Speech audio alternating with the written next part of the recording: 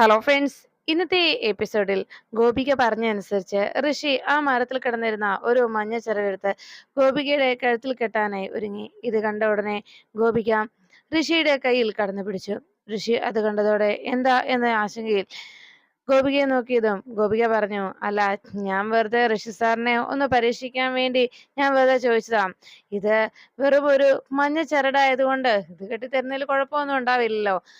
താലിമാലയല്ലല്ലോ എനിക്ക് കെട്ടിത്തരാൻ പോകുന്നത് എന്ന് പറഞ്ഞപ്പോ ഋഷി പറഞ്ഞു, എന്നാലേ ഒരു 5 മിനിറ്റ് കാത്തിരിക്കും. ഞാൻ ഇപ്പൊ പോയി ഒരു താലിമാല വാങ്ങിച്ചുകൊണ്ട് വരാം. അത് ഞാൻ തന്റെ കഴുത്തിൽ കെട്ടിത്തരാം. അപ്പോൾ പ്രശ്നമില്ലല്ലോ എന്ന് ചോദിച്ചപ്പോ ഗോപിക പറഞ്ഞു, അയ്യോ വേണ്ട, ഞാൻ വെറുതെ ഒന്ന് ചോദിച്ചതാ, വെറുതെ സാറിന്റെ മനസ്സൊന്നറിയാൻ എന്ന് പറഞ്ഞതും ഗോപികയോട് ഋഷി പറഞ്ഞു, ആഹാ, അതിനാണോ ഇങ്ങനെയൊക്കെ എന്നെ കൊണ്ട് ചെയ്യിച്ചത്? എന്നാ ഞാനിത് തിരിച്ച് ഈ മരത്തിൽ തന്നെ കെട്ടിക്കോട്ടെ എന്ന് ചോദിച്ചപ്പോ ഗോപിക പറഞ്ഞു, ഓ അതിനെന്താ, അങ്ങനെ തന്നെ ചെയ്തോ. അപ്പോഴാണ് സിദ്ധാർത്ഥ അവിടെ ആശ്രമത്തിന് വെളിയിലേക്ക് ഇറങ്ങി കളിക്കാനായി തുടങ്ങിയത്. സെക്യൂരിറ്റിയോട് താൻ പുറത്തിറങ്ങിക്കോട്ടെ എന്ന് ചോദിച്ചതും സെക്യൂരിറ്റി അത് പറ്റില്ല എന്ന് സിദ്ധാർത്ഥിനോട് വിലക്കുന്നു. അപ്പോഴേക്കും സിദ്ധാർത്ഥ് ചോദിച്ചു, എന്നാ എനിക്ക് തൊപ്പി തരാവോ സെക്യൂരിറ്റി ചേട്ടാ എന്ന് പറഞ്ഞതും തൊപ്പിയെടുത്ത് വേഗം സെക്യൂരിറ്റിയുടെ തൊപ്പിയെടുത്ത് സിദ്ധാർത്ഥ തലയിൽ വെച്ചു. അപ്പോഴേക്കും ആ സെക്യൂരിറ്റി പറഞ്ഞു, അയ്യോ മോനെ, ആ തൊപ്പി ഇങ്ങതാ, ഇല്ല സ്വാമീച്ച കണ്ട എന്നെ വഴക്ക് പറയും, എന്റെ ജോലി പോവും. എന്നാ എനിക്ക് യൂണിഫോം തരുവോ എന്ന് ചോദിച്ച് സെക്യൂരിറ്റിയോട് സിദ്ധാർത്ഥ യൂണിഫോം തരാമോ എന്ന് ആവശ്യപ്പെട്ടു. യൂണിഫോം തരാൻ പറ്റില്ല എന്ന് സെക്യൂരിറ്റി പറഞ്ഞത് കേട്ട് ക്ഷേത്രത്തിലെ താലം ആ വഴി വരുന്നത് സിദ്ധാർത്ഥ് കണ്ടു. ചെണ്ടമേളവും അവിടുത്തെ ആർപ്പും കുരവിയും ഒക്കെ കേട്ടതോടെ സിദ്ധാർത്ഥ് വേഗം വാതിക്കലേക്ക് വന്നു നോക്കി. ആഹാ, അത് കണ്ടോ, എനിക്ക് അങ്ങോട്ട് പോണം എന്ന് പറഞ്ഞ് സിദ്ധാർത്ഥ് ബഹളം വെക്കുമ്പോ അവിടെ ഉണ്ടായിരുന്ന ഡോക്ടർ പറഞ്ഞു, ഏയ് പറ്റില്ല, ഇപ്പോ അങ്ങോട്ട് പോകാൻ കഴിയില്ല എന്ന് സിദ്ധാർത്ഥിനെ വിലക്കി. അപ്പോഴേക്കും സിദ്ധാർത്ഥ് പറഞ്ഞു, എനിക്ക് പോണം. അങ്ങനെ വാശി പിടിച്ചുകൊണ്ട് നിൽക്കുമ്പോഴാണ് അവിടെ ചിലമ്പും കയ്യിൽ ദേവിയുടെ ഉടവാളും പിടിച്ചുകൊണ്ട് അവിടെ നിൽക്കുന്ന ദേവികയെ സിദ്ധാർത്ഥ് കണ്ടത്. ആ ദേ എന്റെ ഏഞ്ചൽ, ഏഞ്ചൽ ഉണ്ട് അവിടെ എന്ന് പറഞ്ഞ് സിദ്ധാർത്ഥ് സന്തോഷത്തോടെ പറയുമ്പോ ഉടനെ തന്നെ സിദ്ധാർത്ഥന് ദേവികയെ കാണാൻ പോകണമെന്ന് ബഹളം വെച്ചു. എനിക്ക് ഏഞ്ചലിനടുത്ത് പോകണം എന്ന് പറഞ്ഞ് ഒച്ച ഉണ്ടാക്കുമ്പോഴേക്കും സിദ്ധാർത്ഥിനോട് ഇപ്പൊ പോകാൻ പറ്റില്ലെന്നും ഇവിടെ നിന്ന് ഇത് വേണമെങ്കിൽ കണ്ടോ, അല്ലാതെ നിന്നെ ഇങ്ങോട്ടും വിടില്ല എന്ന് അവിടത്തെ ജോലിക്കാരൻ സിദ്ധാർത്ഥിനെ വിലക്കി. അവസാനം സിദ്ധാർത്ഥ് ഞാൻ പോവാന്ന് പറഞ്ഞ് ബഹളം ഉണ്ടാക്കിയതും സെക്യൂരിറ്റിയും അവിടുത്തെ ജീവനക്കാരനും കൂടി സിദ്ധാർത്ഥിനെ അവിടെ പിടിച്ചു നിർത്തുന്നു. അപ്പോഴേക്കും സിദ്ധാർത്ഥിന്റെ ആകെ വിഷമത്തോടെ നിൽക്കുമ്പോ ആ ജോലിക്കാരൻ പറഞ്ഞു, അതെ, നീ മര്യാദയ്ക്ക് ഇവിടെ നിൽക്കുകയാണെങ്കിലേ നിനക്ക് ദാ മിഠായി ഞാൻ വാങ്ങിച്ചു തരാം, അത് കണ്ടോ, അങ്ങോട്ട് നോക്കിക്കേ എന്നൊക്കെ പറഞ്ഞ് അവിടെ കൊണ്ടുവന്ന കലാരൂപങ്ങളൊക്കെ കാണിച്ചിട്ട് മിഠായി വാങ്ങിച്ചു തരുന്നത് സത്യമാണോ എന്ന് ചോദിച്ചപ്പം സത്യമായിട്ടും മിഠായി വാങ്ങിച്ചു തരാം എന്ന് അയാൾ പറഞ്ഞു. അത് കേട്ട് എന്നാ ശരി എന്ന് പറഞ്ഞ് സിദ്ധാർത്ഥ് അവരുടെ കൈയെല്ലാം തന്റെ ദേഹത്തു നിന്ന് പതിയെ തട്ടി മാറ്റിയിട്ട് അവരറിയാതെ പിന്നാലെ അവരെ കണ്ണുവെട്ടിച്ച് സിദ്ധാർത്ഥ് അവിടെ നിന്ന് നേരെ ക്ഷേത്രത്തിൽ നിന്ന് വന്ന ആൾക്കൂട്ടത്തിലേക്ക് ഓടിച്ചെന്ന് കയറണം. സിദ്ധാർത്ഥ് അവിടേക്ക് പോകുന്നത് അവർ കാണാതായതുകൊണ്ട് സിദ്ധാർത്ഥ് വേഗം തന്നെ ദേവികയുടെയും കൂട്ടരുടെയും കൂടെ ആ ക്ഷേത്രവളപ്പിലേക്ക് വന്നെത്തി. ദേവിക ഇത് കാണാതെ നിൽക്കുമ്പോൾ ക്ഷേത്രത്തിലേക്ക് ആ ടെക്സ്റ്റൈൽ ഷോപ്പിൽ നിന്ന് ഋഷിക്ക് വേണ്ടി ഒരു ടീഷർട്ട് വാങ്ങിച്ച് തിരികെ എത്തുകയായിരുന്നു അഞ്ജു. ഓട്ടോയിൽ വന്നിറങ്ങിയ സമയത്ത് അപ്പുറത്ത് ആ കാവിനരികിൽ നിന്ന് ഗോപികയും ഋഷിയും സംസാരിക്കുന്നതും സന്തോഷിക്കുന്നതും ഒക്കെ അഞ്ജു കാണാനിടയായി. ഉടനെ അഞ്ജുവിന്റെ അമ്മ സുലോചന അരികിലേക്ക് വന്ന് ദേഷ്യപ്പെട്ടു, നീ എന്താടി ഇവിടെ വന്ന് നിൽക്കുന്നത്, നീങ്ങി വന്നേ, ഇവിടുത്തെ കാഴ്ചകൾ കാണാൻ നിൽക്കാതെ അവിടെ 100 കൂട്ടം ജോലികളുണ്ട്. ഇപ്പൊ താലം ഊരുവലത്ത് കഴിഞ്ഞ് ഓടി വേഗം ഇങ്ങെത്തും. അപ്പോ എന്തെല്ലാം കാര്യങ്ങൾ ചെയ്തു തീർക്കണമെന്നറിയോ, നീങ്ങി വന്നേ എന്ന് പറഞ്ഞ് ബഹളം വെച്ചു. ശരി അമ്മ പൊക്കോ, ഞാൻ വന്നോളാം എന്ന് പറഞ്ഞ് അവിടുന്ന് സുലോചനയെ പറഞ്ഞയച്ചു കഴിയുമ്പോൾ താഴെ ഋഷിയുമായി ഗോപിക സംസാരിച്ചു നിൽക്കുന്നത് കണ്ട് ഇഷ്ടപ്പെടാതെ അഞ്ജു മനസ്സിൽ പറഞ്ഞു, നിന്റെ ഈ സന്തോഷമൊക്കെ ഞാൻ മാറ്റി തരുന്നുണ്ട്. ഇന്ന് എല്ലാവരുടെയും മുന്നിൽ നീ നാണം കെട്ടുപോകും, നോക്കിക്കോ എന്ന് മനസ്സിൽ ഗോപികയെ വെല്ലുവിളിച്ചുകൊണ്ട് ദേഷ്യത്തോടെ അവിടെ നിന്ന് അഞ്ജിത പോകുന്നു. അതിനുശേഷം അഞ്ജുവിന്റെ ആ നീക്കങ്ങൾ മനസ്സിലാക്കിയ അതെ പാവം ഗോപിക ഊരുവലത്തിന്റെ ഒപ്പം വരുന്ന നേരത്ത് ഗോപികയുടെ അരികിലേക്ക് സിദ്ധാർത്ഥ് ഓടിയെത്തി.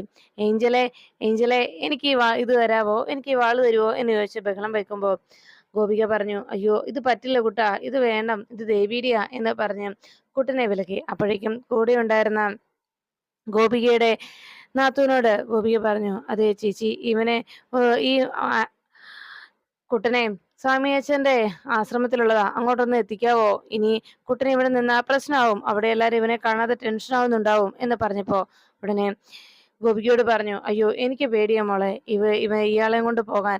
സത്യം പറയാലോ, കഴിഞ്ഞ ദിവസം അവിടെ എന്തൊക്കെയോ പ്രശ്നങ്ങൾ ഉണ്ടാക്കിയെന്ന് പറഞ്ഞല്ലോ, അതുകൊണ്ട് ഇവിടെയാണെങ്കിൽ അനീഷേട്ടന്റെ കുടി മാറാനായിട്ട് ഞാനാണെങ്കിൽ ചില വഴിപാടുകളും നേർന്നിട്ടുണ്ട്. അതുകൊണ്ട് തൽക്കാലം എനിക്ക് പോകാൻ പറ്റില്ല എന്ന് പറഞ്ഞു. ഇതെല്ലാം കേട്ട് കഴിഞ്ഞപ്പോൾ ദേവിക്കാകെ ടെൻഷനായി. ഇനിയിപ്പോൾ കുട്ടനെ ഞാൻ എന്താ ചെയ്യുക എന്നാലോചിച്ച് അങ്ങനെ നിൽക്കുമ്പോഴാണ് സുലോചന ക്ഷേത്രത്തിലെ വിളക്കുകളൊക്കെ തൂത്ത് തുടച്ചുകൊണ്ടിരിക്കുന്നത്. അഞ്ജലിയോട് സുലോചന ദേഷ്യത്തോടെ പറഞ്ഞു, അതെ, ഇവിടെ ഇരുന്ന് ഞാൻ ഇതെല്ലാം വേണ്ടേ ചെയ്യാൻ? ഞാൻ ഒറ്റൊരാൾ ഇതൊക്കെ ചെയ്തു തീർക്കണ്ടേ? നീയും കൂടെ ഇവിടെ വന്ന് എന്നോട് സഹായിച്ചെന്ന് പറഞ്ഞപ്പോൾ അഞ്ജലി ചോദിച്ചു, എന്നാ അമ്മ മാറ്, ഞാൻ വിളക്ക് തൂക്കാം. അപ്പോൾ ഉടനെ സുലോചന പറഞ്ഞു, വേണ്ട വേണ്ട, ഞാൻ തന്നെ ചെയ്തോളാം, നീ ഇവിടെ നിന്ന് ഇതൊക്കെ ഒന്ന് അടുക്കി വെച്ചാൽ മാത്രം മതി എന്ന് പറഞ്ഞപ്പോ ദേവുകയും ആ എല്ലാവരും അവിടെ ഊരുവലത്തിന് പോയിരിക്കുകയല്ലേ എന്ന് പറഞ്ഞപ്പോ അഞ്ജിത പറഞ്ഞു, അല്ല, എല്ലാരും ഊരുവലത്തിനൊന്നും പോയില്ല, ആ ഗോപിക ഇവിടെ ഉണ്ടല്ലോ, അവളിങ്ങനെ ഓരോ വായി നോക്കി നടക്കുകയല്ലേ എന്ന് ചോദിച്ചപ്പോ സുലോചന ചോദിച്ചു, അത് ശരിയാണല്ലോ, അവളെ കണ്ടില്ലല്ലോ എന്ന് ചോദിച്ചപ്പോ അവൾ അപ്പുറത്ത് ഏതോ വായി നോക്കിയുടെ വർത്താനം പറഞ്ഞു നിൽപ്പുണ്ടെന്ന് പറഞ്ഞതും, ആണോ, അത് ശരി, ഞാൻ അവളെ ഇപ്പൊ തന്നെ ചെന്ന് വിളിച്ചോണ്ട് വരാ എന്ന് പറഞ്ഞപ്പോ അഞ്ജിത പറഞ്ഞു, അത് വേണ്ടമ്മേ, അമ്മ ഒരു കാര്യം ചെയ്യ്, ഞാൻ അവളെ വിളിച്ചോണ്ട് വരാം, അമ്മ ഇവിടെ ഇരുന്നോ എന്ന് പറഞ്ഞ് അഞ്ജിത അവിടേക്ക് പോകാൻ തുടങ്ങിയപ്പോഴാണ് അവിടെ പൊന്നാരത്ത് തോട്ടത്തിലേക്കാര് വെച്ചിരിക്കുന്ന വൈരമാല അവിടെ ആ തട്ടത്തിൽ ഇരിക്കുന്നത് കണ്ടത്. ഉടനെ തന്നെ അഞ്ജിത ആലോചിച്ചു, അപ്പുറത്ത് മാറി ഗോപികയുടെ ബാഗു ഇരിക്കുന്നു, എന്നാ ഇതുകൊണ്ടൊരു പണിയുണ്ടല്ലോ എന്ന് ആലോചിച്ച് അഞ്ജിത വേഗം തന്നെ താൻ വാങ്ങിച്ചുകൊണ്ട് വന്ന ആ ബാഗ് അവിടെ വെച്ചിട്ട് വേഗം മറ്റൊരു കത്തി എടുത്തു. ഇത് കണ്ടതോടെ സുലോചന ചോദിച്ചു, ഈ കത്തി എന്തിനാ? എൻ്റെ അമ്മയല്ല പറഞ്ഞ വാഴയില വെട്ടണമെന്ന്, അതിന് നല്ല മൂർച്ചയുള്ള കത്തി തന്നെ വേണ്ടേ? അപ്പോൾ ഉടനെ തന്നെ ശരി, നീ വേഗം പോയിട്ടിങ്ങി വരണേ എന്ന് പറഞ്ഞ് അഞ്ജിതയോട് പൊയ്ക്കോളാനെ പറഞ്ഞതും അഞ്ജിത വേഗം തന്നെ എന്താ പോം വഴി എന്ന ആലോചനയിൽ അവിടെ ഗോപികയുടെ ബാഗ് ഇരിക്കുന്നത് ശ്രദ്ധിച്ചിട്ട് ആരെല്ലാം തന്നെ നോക്കുന്നുണ്ടോ എന്ന് ഒന്ന് എല്ലായിടത്തും ഒന്ന് ശ്രദ്ധയോടെ നോക്കിയതിനു ശേഷം അവിടെ കാണിക്ക് വെച്ചിരിക്കുന്ന ആ വൈരമാല കൈക്കലാക്കി. ഈ സമയത്ത് ദേവികയുടെ ഒപ്പം വന്ന കുട്ടൻ ഓരോ കാര്യങ്ങൾ പറഞ്ഞ് ദേവികയുടെ കൂടെ നടന്ന് ആകെ കുഴപ്പങ്ങൾ ഉണ്ടാക്കുകയും അവിടെ വെളിച്ചപ്പാടിനൊപ്പം തുള്ളിക്കൊണ്ട് വെളിച്ചപ്പാടിന്റെ കയ്യിലെ വാളും ചിലമ്പും ഒക്കെ കൈക്കലാക്കാൻ സിദ്ധു ശ്രമിക്കുന്നു. ഈ സമയത്ത് അഞ്ജിത പതുക്കെ ആരും കാണാതെ ദേവിക്ക് വെച്ചിരുന്ന വൈരമാല മോഷ്ടിച്ച് അത് ഗോപികയുടെ ബാഗിൽ കൃത്യമായി വെക്കുന്നു. അതിനുശേഷം ഒന്നും അറിയാതെ അവിടെ നിന്ന് പോകുന്ന നേരത്ത് ദേവിക തന്റെ അരികിൽ നിന്ന കുട്ടനെ മുത്തച്ഛന്റെ കൈകളിൽ ഏൽപ്പിച്ചു. മുത്തശ്ശ, കുട്ടനെ ഇവിടെ ഒന്ന് സമാധാനപ്പെടുത്തി ഇരുത്തണേ, ഞാൻ സ്വാമിയച്ഛന്റെ ആശ്രമത്തിലേക്ക് വിളിച്ചു പറഞ്ഞേക്കാം, അവരിപ്പോ തന്നെ ആരെങ്കിലും പറഞ്ഞു വിടും എന്ന് പറഞ്ഞ് ഉടനെ തന്നെ അങ്ങനെ ചെയ്യാൻ തുടങ്ങുമ്പോഴാണ് ഊരുവലത്ത് കഴിഞ്ഞ് തിരിച്ച് താലം കയറി വരുന്നത് സുലോചന കണ്ടത്. എല്ലാവരും വളരെ പ്രാർത്ഥനയോടെ ദേവി എഴുന്നള്ളിച്ച് തിരിച്ചു വരുന്നത് കണ്ട് അങ്ങനെ തൊഴുകൈകളോടെ നിൽക്കുമ്പോഴാണ് ഊരുവലത്ത് കഴിഞ്ഞ് എത്തിയ ശേഷം അവിടെ കാണിക്ക വെച്ചിരുന്ന വൈരമാല കണ്ടില്ല എന്നുള്ള ആശങ്കയുണ്ടായത്. ഈ സമയത്തിനിടയ്ക്ക് ദേവിക വേഗം ആ പട്ടും വളയും തിരിച്ചേൽപ്പിച്ച് ആ വാളും തിരികെ കൊടുത്ത് ദേവിയെ പൂജയ്ക്കായി പോയിരിക്കുന്ന സമയത്ത് എല്ലാവരും പ്രാർത്ഥനയോടെ തൊഴുതു നിൽക്കുമ്പോൾ ദേവിക വളരെ മനസ്സുരുകി പ്രാർത്ഥിച്ചു, കുട്ടന്റെ ഇപ്പോഴത്തെ പ്രശ്നങ്ങളെല്ലാം മാറണേ എന്നും കുട്ടനെ എത്രയും വേഗം ആശ്രമത്തിൽ എത്തിക്കണമെന്നുമായിരുന്നു ദേവികയുടെ ആഗ്രഹം. ദേവിക ഉടനെ തന്നെ വിവരം വിളിച്ച് ആശ്രമത്തിലെ ഡോക്ടറെ അറിയിച്ചു. എന്തായാലും നല്ല കാര്യം, സ്വാമിയച്ഛൻ ഇപ്പോ കുട്ടനെ ഇവിടെ ഇല്ലാത്ത വിവരം അറിഞ്ഞിട്ടില്ല. ഇനിയിപ്പോ ആ സെക്യൂരിറ്റിയുടെ ജോലി പോകുന്നുള്ള കാര്യത്തിൽ യാതൊരു സംശയം വേണ്ട. എന്തായാലും ദേവിക, ഞങ്ങൾ വരുന്നത് വരെ കുട്ടനെ ഒന്ന് നോക്കണേ എന്ന് പറഞ്ഞപ്പോ ശരി, കുട്ടൻ ഇവിടെ തന്നെ ഉണ്ട് എന്ന് പറഞ്ഞു. അപ്പോഴേക്കും എല്ലാവരും തൊഴാനായി ക്ഷേത്രത്തിലേക്ക് വന്നോളാൻ, ദീപാരാധന കഴിഞ്ഞു എന്നും വന്നോളാനായും അറിയിച്ചു. ഈ സമയത്ത് മുത്തച്ഛന്റെ അരികിലേക്ക് ദേവിക ഓടിയെത്തിയിട്ട് പറഞ്ഞു, ഞാൻ സ്വാമിയച്ഛന്റെ ഹോസ്പിറ്റലിൽ വിളിച്ച് പറഞ്ഞിട്ടുണ്ട്, അവർ ഉടനെ തന്നെ ഇങ്ങോട്ട് എത്തും, കുട്ടനെ ഞാൻ അവരുടെ കയ്യിൽ ഏൽപ്പിച്ചേക്കാം, മുത്തച്ഛൻ എന്തായാലും ക്ഷേത്ര കാര്യങ്ങളിലേക്കൊന്ന് നോക്കിക്കോണേ എന്ന് പറഞ്ഞ് ദേവിക കുട്ടനെ വിളിച്ചുകൊണ്ട് നേരെ ഐസ്ക്രീം വിൽപ്പനക്കാരനായ ഉണ്ണിത്താന്റെ അരികിലേക്ക് എത്തി. ഉണ്ണിയേട്ടാ, കുട്ടന് 2-3 ഐസ്ക്രീം വാങ്ങിച്ചു കൊടുക്കണേ, ഇനിയും വേണമെന്ന് പറഞ്ഞാലും കൊടുത്തേക്കണം കേട്ടോ, ഞാൻ പൈസ തന്നോളാം എന്ന് പറഞ്ഞപ്പോ പൈസയുടെ കാര്യം ആരാ ടീച്ചറെ പറഞ്ഞത്? ടീച്ചർ പറഞ്ഞ എനിക്ക് എന്തെങ്കിലും എതിർപ്പുണ്ടോ? ടീച്ചർ ഇവിടെ നിർത്തിക്കോ, ഞാൻ നോക്കിക്കോളാം എന്ന് പറഞ്ഞു. അങ്ങനെ ദേവിക അവിടെ കുട്ടനെ ഏൽപ്പിച്ചിട്ട് പോകുന്ന നേരത്ത് ഭദ്രൻ അതുവഴി എത്തിയത്. കുട്ടൻ അവിടെ നിന്ന് ഐസ്ക്രീം കഴിക്കുന്നത് കണ്ട് ഭദ്രൻ പെട്ടെന്ന് ആലോചിച്ചു, ഇത് ദേവിയുടെ കൂടെ നിന്ന് ആ ചെറുക്കനല്ലേ, ഇവൻ ഏതാ ഉണ്ണിത്താനെ എന്ന് ചോദിച്ചതും അതറിയില്ല, ഇത് നമ്മുടെ ദേവി ടീച്ചറില്ലേ, ടീച്ചറെ എവിടെ കൊണ്ട് നിർത്തിയത് എന്ന് പറഞ്ഞു. ഉടനെ കുട്ടൻ ഐസ്ക്രീം തരുന്നതിനിടയിൽ ഭദ്രൻ അരികിലേക്ക് എന്നിട്ട് പറഞ്ഞു, എടാ, നിനക്ക് എങ്ങനെയാടാ ദേവികയെ പരിചയം? അപ്പോഴേക്കും കുട്ടൻ പറഞ്ഞു, ദേവികയോ? ആരാ ദേവിക? എനിക്കറിയില്ല എന്ന് കുട്ടൻ ദേഷ്യപ്പെട്ടപ്പോ ഉടനെ ഭദ്രൻ പറഞ്ഞു, ശരി, അതെ, എനിക്ക് നിന്നോട് ചില കാര്യങ്ങൾ പറയാനുണ്ട്, നിനക്ക് ഐസ്ക്രീം വേണോടാ എന്ന് ചോദിച്ചപ്പോഴേക്കും എനിക്ക് ഐസ്ക്രീം വേണം എന്ന് പറഞ്ഞു. ഭദ്രൻ വീണ്ടും ഉണ്ണിത്താനോട് അവൻ ഐസ്ക്രീം എടുത്ത് കൊടുക്കണോ എന്ന് പറഞ്ഞു. അങ്ങനെ ഐസ്ക്രീം വാങ്ങിച്ച് തിന്നുകൊണ്ടിരിക്കുന്നതിനിടയിൽ കുട്ടനോട് പറഞ്ഞു, അതെ ഇങ്ങ് വന്നേ, എനിക്ക് ഇതിനോട് ചില കാര്യങ്ങൾ ചോദിക്കാനുണ്ട്. നിനക്ക് എങ്ങനെയാ ദേവുവിനെ അറിയാവുന്നത് എന്ന് ചോദിച്ചപ്പം, ദേവുവോ, അതെ അതെ അതെ, ആരാ ഈ ദേവിക എന്ന് കുട്ടൻ ദേഷ്യപ്പെടുമ്പോ ഉടനെ ഭദ്രൻ കലിയോടെ പറഞ്ഞു, ദേ നിന്റെ അഭിനയൊന്നും എൻ്റെ അടുത്ത് വേണ്ട, മര്യാദയ്ക്ക് പറയുന്നുണ്ടോ?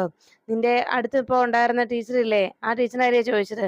അപ്പോഴേക്കും ഉടനെ കുട്ടൻ പറഞ്ഞു, എനിക്കറിയില്ല, എനിക്ക് ദേവുവിനൊന്നും അറിയില്ല, ഇപ്പൊ എന്നോട് ഉണ്ടായിരുന്ന ഏഞ്ചലാ, ഏഞ്ചൽ എന്ന് പറയുമ്പോൾ ഭദ്രൻ ദേഷ്യത്തോടെ കുട്ടന്റെ കൈക്കിട്ട് തട്ടി. അപ്പോഴേക്കും ആ ഐസ്ക്രീം താഴേക്ക് തെറിച്ച് വീണു. അപ്പോഴേക്കും കുട്ടൻ ബഹളം ഉണ്ടാക്കി, എനിക്ക് ഐസ്ക്രീം വേണം, എൻ്റെ ഐസ്ക്രീം താ എന്ന് പറഞ്ഞ് കുട്ടൻ ബഹളം വെക്കുന്നത് കണ്ട് ഭദ്രൻ പറഞ്ഞു, നിനക്ക് എത്ര ഐസ്ക്രീം വേണം ഞാൻ വാങ്ങിച്ചു തരാലോ, നീ ദേവിക ആരാണെന്ന് പറയുവോ എന്ന് ചോദിച്ചത്. അപ്പോഴേക്കും നിനക്ക് എവിടെ വെച്ചാൽ പരിചയം എന്നൊക്കെ അന്വേഷിച്ചപ്പോ കുട്ടൻ പറഞ്ഞു, ആ എനിക്ക് ഐസ്ക്രീം വാങ്ങിച്ചു തരുമോ, എന്നാ ഞാൻ പറയാം എന്ന് പറഞ്ഞപ്പോ വീണ്ടും ഐസ്ക്രീം കൊടുക്കാനായി ഭദ്രൻ പറഞ്ഞു. അങ്ങനെ ഐസ്ക്രീം വാങ്ങിച്ച് കുട്ടൻ തിരുന്നതിനിടയിൽ ഭദ്രൻ ചോദിച്ചു, അല്ല ഈ ദേവു ഏതാ, ദേവുവിനെ എങ്ങനെ നിനക്ക് പരിചയം എന്ന് ചോദിച്ചപ്പോഴേക്കും, അല്ല നിന്റെ കൂടെ ഉണ്ടായിരുന്ന ആ ദേവു ഇല്ലേ എന്ന് ചോദിച്ചപ്പോ കുട്ടൻ പറഞ്ഞു, എനിക്കറിയില്ല ഒരു ദേവികയും, വിടറാ എന്ന് പറഞ്ഞ് ഭദ്രനോട് ദേഷ്യപ്പെട്ട് കൈയും തട്ടി മാറ്റി അവിടുന്ന് കുട്ടൻ ദേഷ്യപ്പെട്ടു പോന്നു. അപ്പോഴാണ് ക്ഷേത്രത്തിലെല്ലാവരും ആകെ ആശങ്കരായത്. എന്താ തിരുമേനി പറ്റിയത് എന്ന് ചോദിച്ചപ്പോ പൊന്നാരത്തോട്ടത്തിലെ ഈ അമ്മ ഇവിടെ ദേവിക്ക് സമർപ്പിച്ച വൈരമാല കാണാനില്ല എന്ന്. എല്ലാവരും ആകെ ടെൻഷനിലായി. ഉടനെ തന്നെ അഞ്ജിത പറഞ്ഞു, ആ പോലീസ് വരട്ടെ, പോലീസ് വന്ന് അന്വേഷിക്കട്ടെ, കള്ളിയെ കൈയോടെ തന്നെ പിടികൂടട്ടെ എന്ന് ഗോപികയെ നോക്കി അഞ്ജിത പറയുമ്പോ ഗോപിക പെട്ടെന്ന് ആലോചിച്ചു, ദൈവമേ, ഇത് ഋഷി സാറിന് ആകെ ടെൻഷനായി കാണുമല്ലോ, ഇവരുടെ എല്ലാവരുടെയും മുന്നിൽ വെച്ച് ഋഷി സാറിനെ നേരിട്ട് വിളിച്ച് ആശ്വസിപ്പിക്കുന്നത് ശരിയല്ല, എന്തായാലും ഒന്ന് ഫോൺ വിളിച്ച് ഋഷി സാറിനോടൊന്ന് സംസാരിക്കാം എന്ന് വിചാരിച്ചുകൊണ്ട് വേഗം ഫോൺ എടുക്കാനായി ഗോപിക തന്റെ ബാഗിനരികിലേക്ക് ചെന്നു. ഗോപിക ബാഗ് തുറന്ന് ഫോൺ എടുക്കാൻ തുടങ്ങുന്ന സമയത്താണ് തന്റെ ബാഗിനുള്ളിൽ ആ വൈരമാല കിടക്കുന്നത് ഗോപിക ശ്രദ്ധിച്ചത്. വൈരമാല തന്റെ ബാഗിലാണല്ലോ എന്നറിഞ്ഞ് ഗോപിക ആകെ ടെൻഷനിലായി. അപ്പോഴാണ് അവിടേക്ക് ക്ഷേത്ര പരിസരത്തേക്ക് പോലീസ് ജീപ്പും വന്നെത്തിയത്. പോലീസ് വന്ന് ഓരോരുത്തരോടും ചോദ്യങ്ങൾ ചോദിച്ചുകൊണ്ടിരിക്കുമ്പോൾ ഗോപിക നിന്ന് പരിഭ്രമിക്കുന്നത് ശ്രദ്ധിച്ചു. ഉടനെ ഗോപിക എന്തായിരിക്കും കാര്യം, ഗോപിക എന്തിനാ ഇങ്ങനെ ടെൻഷൻ ആണെന്ന് അറിയാനായി ദേവിക വേഗം തന്നെ ഗോപികയുടെ അരികിലേക്ക് എത്തി. എന്താ എന്താ മോളെ പറ്റിയത് എന്ന് ചോദിച്ചതും ഗോപിക പറഞ്ഞു, ചേച്ചി ഞാൻ ഇവിടെ നിന്ന് ഓടി പോവാ, എല്ലാവരുടെയും മുന്നിൽ കള്ളിയാകാൻ എനിക്ക് വയ്യ, എന്റെ ബാഗിനകത്ത് ആരോ ആ മാല കൊണ്ടുവന്നിട്ടിരിക്കുകയാണ്, പോലീസ് അന്വേഷിച്ച് വന്നെത്തിയാൽ എന്നെ പിടിക്കും, ഞാൻ പോവാ ചേച്ചി, ഒരു കള്ളി എന്ന പേരിൽ ജീവിക്കാൻ എനിക്ക് വയ്യ എന്ന് പറയുമ്പോൾ ഗോപികയോട് ദേവിക പറഞ്ഞു, എനിക്കറിയാം നീ അങ്ങനെയൊന്നും ഒരിക്കലും ചെയ്യില്ലെന്ന്, ഇത് നിന്നെ ആരോ മനഃപൂർവ്വം കൊടുക്കാൻ വേണ്ടി ചെയ്താ, ഒരു കാര്യം ചെയ്യേ, നീ ആ മാല ആരും കാണാതെ എന്റെ കയ്യിലേക്ക് ഇങ്ങതാ, ഞാൻ എന്തെങ്കിലും പോംവഴി ഉണ്ടാക്കാം എന്ന് ദേവിക പറയുമ്പോൾ ഉടനെ ഗോപിക പതുക്കെ ആ മാലയെടുത്ത് ദേവികയുടെ കൈകളിലേക്ക് ഏൽപ്പിച്ചു. ദേവിക പതിയെ സാരി തലപ്പിനുള്ളിൽ ആ മാല പൊതിഞ്ഞു പിടിച്ചു. അപ്പോഴാണ് അതിലെ എത്തിയ ദേവികയുടെ സ്കൂളിൽ പഠിക്കുന്ന കുട്ടിയും ടീച്ചറെ എന്ന് വിളിച്ചത്. ഉടനെ കയ്യിൽ ആ പൂത്താലവുമായിട്ട് വേഗം ആ കുട്ടി ദേവികയുടെ അരികിലേക്ക് എത്തി. ദേവിക ചോദിച്ചു, എന്താ മോളെ എന്ന് ചോദിച്ചപ്പോ ദേവികയുടെ ആ കുട്ടി പറഞ്ഞു, ടീച്ചറെ, ടീച്ചർ കാരണം എൻ്റെ അച്ഛൻ രക്ഷപ്പെട്ടത്, ഇപ്പൊ എൻ്റെ അച്ഛൻ്റെ അസുഖമൊക്കെ മാറി കേട്ടോ, ടീച്ചർ അന്ന് ബ്ലഡ് കൊടുത്തില്ലായിരുന്നെങ്കിൽ എൻ്റെ അച്ഛന് എന്തെങ്കിലും സംഭവിക്കുമായിരുന്നോ, ടീച്ചറെ ഒത്തിരി താങ്ക്സ് എന്ന് പറഞ്ഞപ്പോ ഉടനെ ദേവിക പറഞ്ഞു, മോള് വിഷമിക്കണ്ട, ദൈവം എല്ലാത്തിനും ഓരോ വഴി ഉണ്ടാക്കി തരും, അന്ന് ഞാനല്ലെങ്കിൽ വേറെ ആരെങ്കിലും അവിടെ വരുമായിരുന്നോ മോളുടെ അച്ഛനെ രക്ഷിക്കാൻ കേട്ടോ, എന്തായാലും ദേവിയോട് പ്രാർത്ഥിച്ചു, ഇത് ദേവിക്ക് സമർപ്പിക്കാനുള്ള മാലയല്ലേ ഇത് എന്ന് ദേവിക ചോദിക്കുമ്പോ പെട്ടെന്ന് ഗോപികയുടെ പ്രശ്നത്തിന് പരിഹാരവും അതാണല്ലോ എന്ന് ദേവിക മനസ്സിലാക്കി. ആ കുഞ്ഞിന്റെ കയ്യിലിരിക്കുന്ന മാലയ്ക്കുള്ളിൽ ആ വൈരമാല ചേർത്ത് വെച്ചാൽ അതോടെ ഗോപിക ഈ പ്രശ്നത്തിൽ നിന്ന് രക്ഷപ്പെടുമെന്ന് ദേവിക തിരിച്ചറിഞ്ഞു. അങ്ങനെ ഗോപികയെ നോക്കി ദേവിക അതിനെക്കുറിച്ച് ആലോചനയോടെ വേണ്ട കാര്യം വളരെ കൃത്യമായി തന്ത്രപരമായി നടപ്പിലാക്കാൻ ദേവിക തുനിയുന്നു.